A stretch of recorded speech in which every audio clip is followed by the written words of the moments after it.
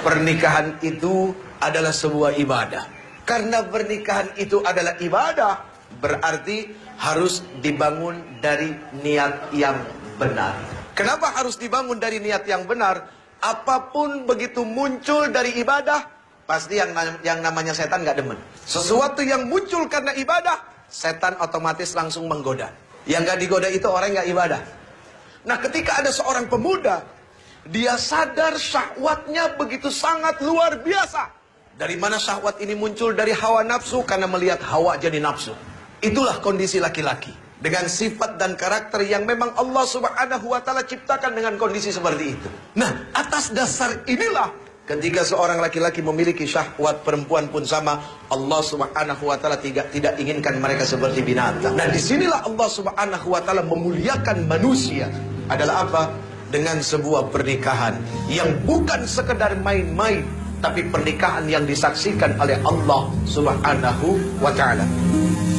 Di dalam hati ini hanya satu nama yang ketika Allah datang ke rumah orang tua, lalu kemudian meminta, itu bukan hanya sekedar meminta, tapi meminta yang bertanggung jawab.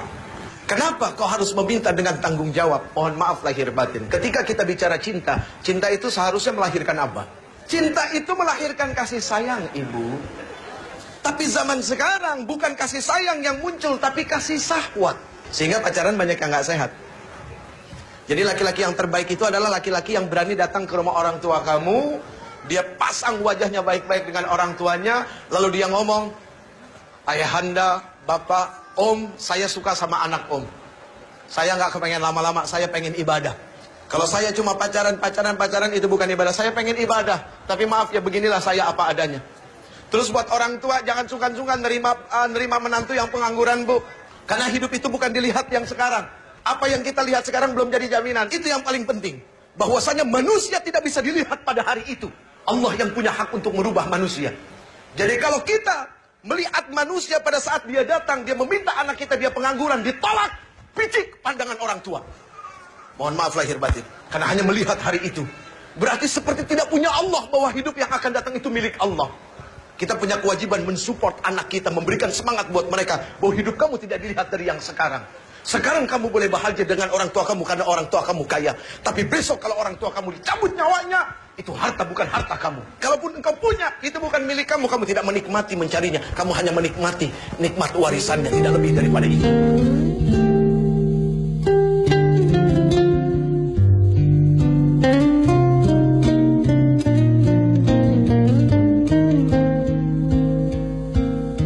Seorang istri harus berani menuntut suami. Tapi seorang suami harus berani menuntun istri. Apa yang dituntut? Dituntutnya bukan berdasarkan hawa nafsu, akan tetapi Quran.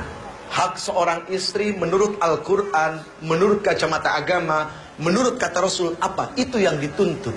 Suami menuntun, apa yang dituntun? Kebaikan demi kebaikan.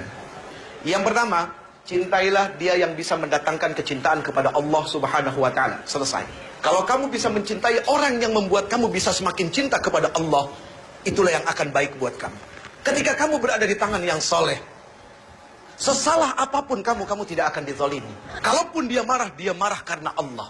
Kalaupun dia benci karena Allah. Begitu juga ketika seorang laki-laki di tangan wanita yang solehah. Seorang wanita solehah, ketika ditinggalkan tidak akan membuat suami menjadi was-was. Karena dia amanah. Makanya yang sekarang-sekarang, yang cewek, yang cowok, kamu lihatlah pandang orang tua kamu. Kalau memang sudah cukup tua dan kamu melihat syahwat kamu juga sudah sangat luar biasa dengan pacar kamu, bismillah nikah.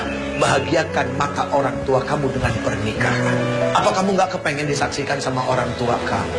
Apa kamu gak kepengen orang tua kamu meneteskan air mata melihat kamu bahagia? detik waktu terus berjalan, berhias gelap dan terang, suka dan duka.